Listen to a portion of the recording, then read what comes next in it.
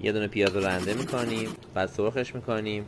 لوبیا سبزی کنده بند انگشت خورد کردیم و بهش اضافه میکنیم و 2-3 دقیقه تفت میدیم تا خامیش گرفته شه. بعد ادویه رو اضافه میکنیم و زعفران حل شده 8 الی 10 دقیقه دیگه تفت میدیم. بعد گوجه‌ای که پوره کردم بهش اضافه میکنم، به قلقل که افتاد درشو میبندم، 2 ساعت میذارم با شعله کم بپزه. برنجمو 2 ساعت با آب و نمک خیس میکنم، بعد 5 دقیقه میذارم تو آب جوش، بعد آب کشش میکنم.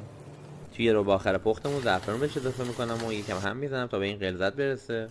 برای تدیگم زعفرون و روغن و برنج رو هم قاطی میکنم، کف قابلمه پخش میکنم، بعد یه لایه برنج، یه لایه مواد لوبیا پلو، به همین ترتیب 2-3 مرحله اینو تکرار میکنم. در آخر کره و میذارم حدودا 1 ساعت بپزه.